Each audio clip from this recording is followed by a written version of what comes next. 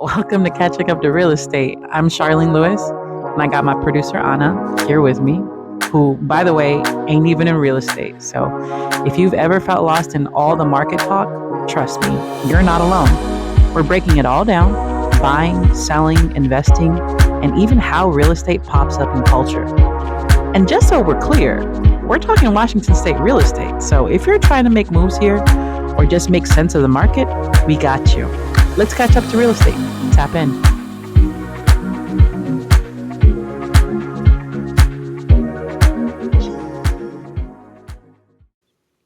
Talofa, everyone. My name is Charlene. I am a real estate agent here in Pierce County, and this is my podcast, Catching Up to Real Estate. This is our second episode, and we will be discussing how is the Washington market performing in 2025 as of March, and according to the numbers, which county is faring well for a consumer like you. And afterwards, we will be answering a few questions for either a buyer, seller, or an investor. So we're going to dive right into it, discussing Washington market performing as of this month.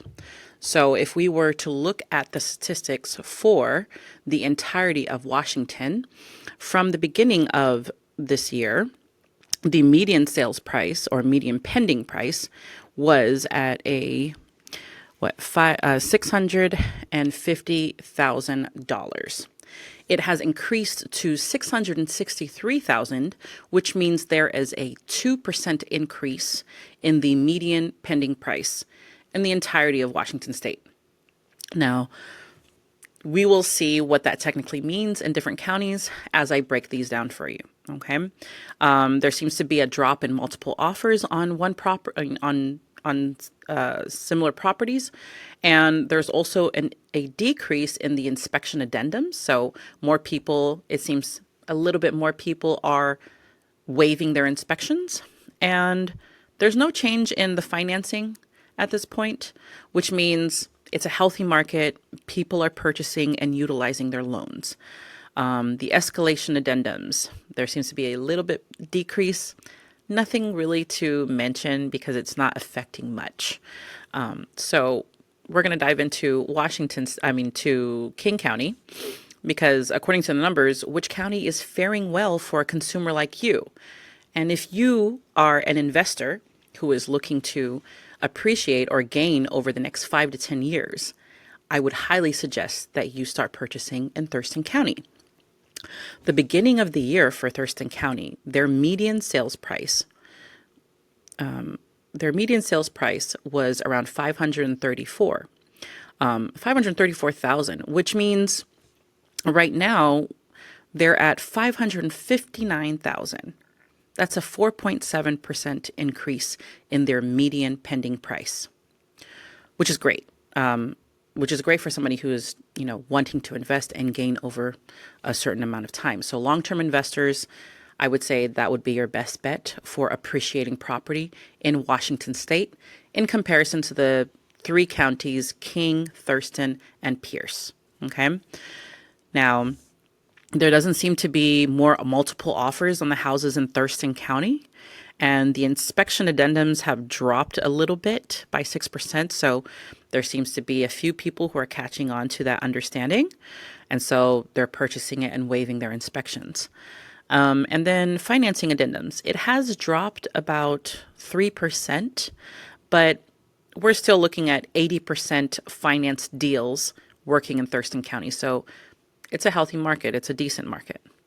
And then escalation addendums. There doesn't seem to be anybody trying to hide the amount of money that they have so they can offer on a certain specific house, which is great. I would say that if you are somebody who is wanting to invest long-term, check out some property in Thurston County, okay? But if you're an average Jane and Joe with a household that makes anywhere between $80,000 a year up to maybe $120,000, $150,000 a year, Pierce County is your golden ticket right now. It is, it's not increasing so much. The increase for this year so far has only been 1.7%, which means their median sales price started at $584,000 the beginning of the year. It has only increased up to $595,000. So there's not too much increase that you can't keep up to it, but it's just enough that the market is going forward. Okay. It looks like less multiple offers for them, just a little bit. So that means the inventory that is being provided to anybody who's purchasing in Pierce County, there's enough properties there that doesn't have, too much extravagance going on, that people want to offer more. I'm sorry, multiple people are going to offer in the same house. That's not happening. It's actually lessening in that type of behavior. There also seems to be less pendings with inspection addendums. So maybe a few of the cash buyers in King County are purchasing in Pierce County and are just waiving their inspections. Maybe. We have no idea, but that's what this statistic is telling me. Now, for the financing addendum, that also seems to be decreasing, which, again, a little bit of cash buyer. That same cash buyer may be the one who's waiving their inspection, which is affecting this. So a few of them, because it's only -5% and a -3%. Your escalation addendums here, I don't know if I went into what exactly an escalation addendum is for most people, but an escalation addendum is something where you're proposing that this is what you're offering for this house. And if there is an opposing offer, you are going to put in this escalation addendum that should somebody else offer more than you, you're going to put a threshold on it and say, if the house is being put on the market for $420,000 and you're offering $420,000 and you want to outbid somebody else who, wants to offer on the same house, you're going to say, hey, if they offer $425,000, I'm willing to offer $5,000 more than that, and I stop at $430,000. That's what that means. So there seems to be a decrease in escalation addendums for the market in Pierce County, and it's also the same for Thurston County. So, like I said, Thurston County has more valuable property, more amenities for their community. And yes, taxes are a little bit high in Thurston County, but it's for a reason. They have good roads. They have good resources for their community. So if you look into King County, I had to wait to show you guys King County because right now we have a bunch of cash buyers going on in King County. And I think most people comprehend that. I mean, Pierce County's median sales price right now is $595,000.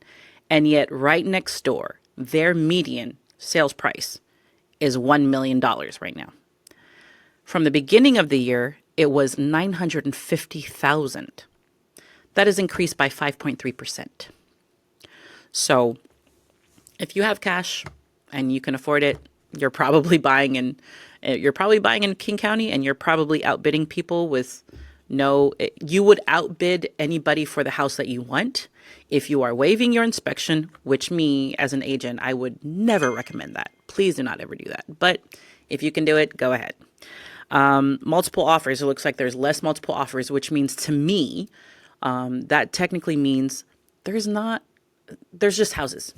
There's nothing really so much more extravagant than the other that people are not really caring to put multiple offers in the same house. And also, a cash buyer can literally weed out all the multiple offers just by offering more cash than everybody else without an inspection addendum. And, that behavior is backed by the fact that there is 59% financing addendums on these offers. So 40% of the market is being offered. 40% of those offers are in cash. If 30% of those offers have inspection addendums, then that suggests that the other, 60% that's left over there are the people who are, waiving all of their inspections or don't even need an inspection. So, and that's usually behaviors of a cash buyer. Okay. So that's it for the statistics for this month. When you guys see me on the next episode, we will discuss how the difference from the beginning of the year to April will be. Okay. And let's see. So for the questions that we have from a buyer, for this part, we have, how do interest rates affect home buying in 2025? Right now, although the federal funds rate is not intending on dropping anytime soon this year, mortgage rates actually did drop this last month, within the last couple weeks, actually. Now, obviously, it's not that much, but for every 1% decrease in interest rate, that frees up about 5 million buyers. That's how that affects purchasing, okay? The other thing is that any whisper of a lower interest rate, I don't know if anybody else knows this, but most buyers are paying attention right now. They're getting educated. They're comprehending how the market works for them. So as soon as they hear interest rates dropping in any sort of fashion, everybody jumps. Everybody calls an agent or looks on the market and figures out how has that changed how has that affected the amount of money that they could buy a house with? Because a little bit, like I said, 1% of decrease in interest rate frees up about 5 million buyers. So even a quarter of a point frees up, I would assume, about a quarter of 5 million. So that's a lot of buyers. Okay. And let's see, going on to our second question, how long will it take to sell my house as a seller? Well, seller, it really depends on you, your situation, how soon you can move on to the next chapter of your life. And also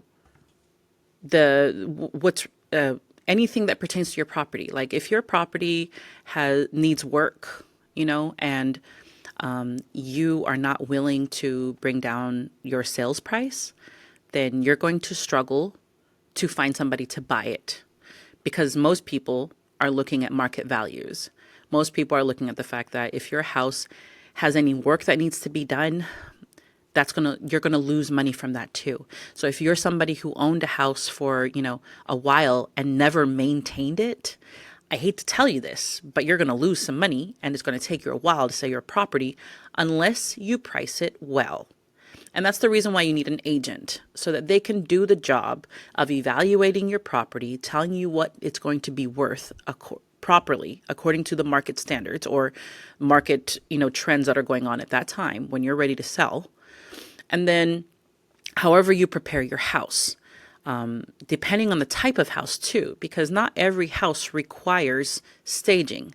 Not every listing requires extravagant work.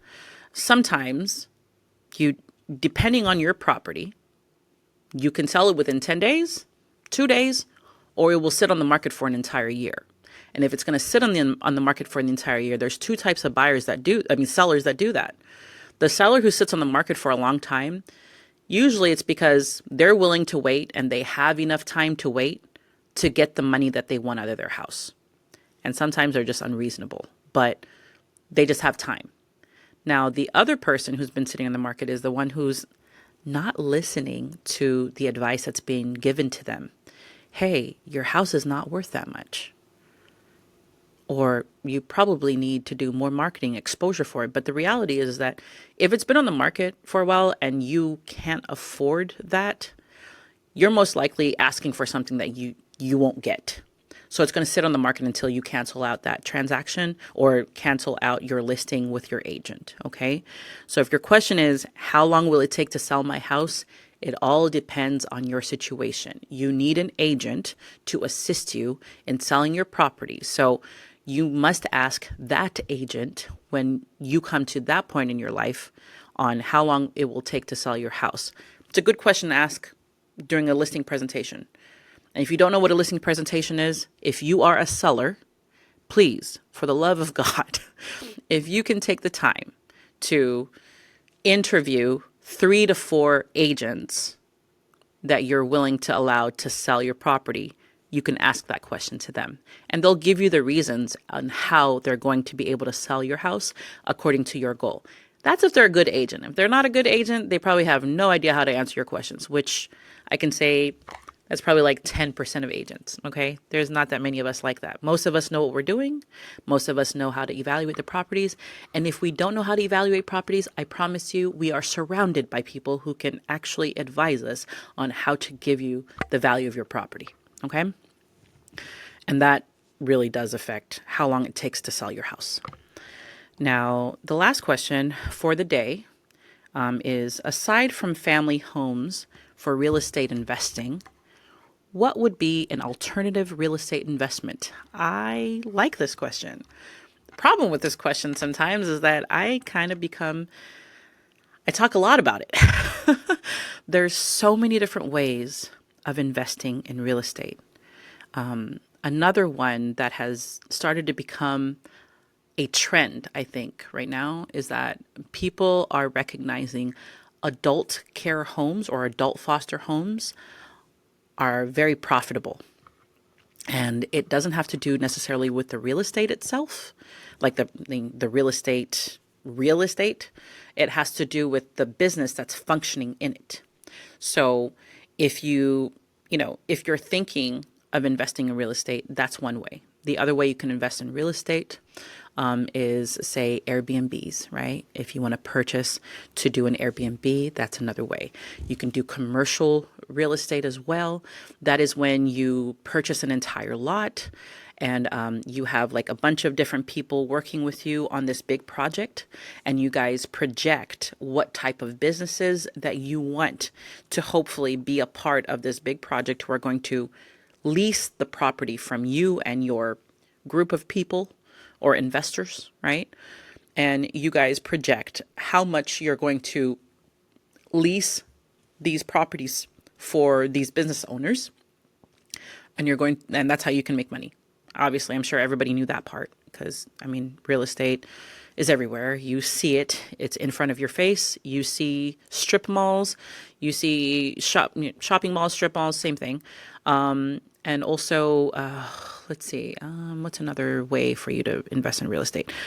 There's fix and flip. I'm sure everybody knew that part. You can find a house that's, we're talking about residential family homes. You can do the same thing for commercial property.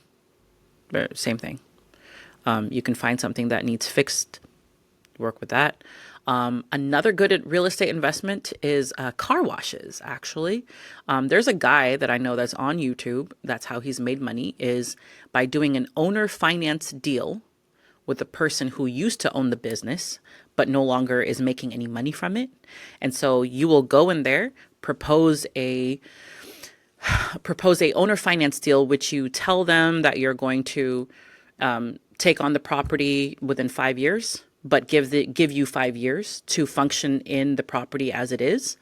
And you put a certain amount of money down. If not, you might not have to put any money down, but you agree to give portion of the profit that you're going to be making over the next 5 years. And then you go get a loan after 5 years later and buy it outright. Because at that point you've made money. It's proven that it works and you're doing good. What's another alternative way for a real estate investment? Multifamily. I think everybody knows that one too. You can, purchase a lot and build up, or you could purchase one that's already on the market that is a multifamily, and fix it up, or rejuvenate the entire property, provide more amenities for the tenants, and hire yourself a property management who will take care of it for you. There's multiple ways of alternative real estate investment. And the only thing that's stopping you from knowing these is by finding an agent who is investor friendly, or you can actually, you can do your research. These days, you can do a bunch of research on Google and identify what those real estate investments are. There's also something called a real estate investment trust. Real estate investment trust is when multiple investors, put their money together and agree to rent out those properties for a gain for all of them, for dividends, right? So then there is somebody, it's like a property management, but it's not the same way, because the REIT, real estate investment trust, there's a trustee who is taking care of what a property management company would normally do if you are a private landlord. So like I said, there are so many different ways of investing in real estate.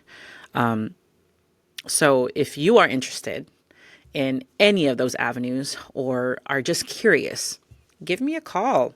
Leave some messages on here, or give us some feedback. Give me some feedback on what exactly you are curious about as far as investing, and I'll be more than glad to give you a call, or we can discuss it on this podcast. Which is, of course, this concludes our episode 2. And it's lovely talking to you guys today. Hopefully you guys give me some questions or anything that you're curious about in real estate, or just want to validate a few things. Give me a cheers if you can, but otherwise, it was lovely talking to you guys for this episode. My name is Charlene, and I am signing off. Have a wonderful day.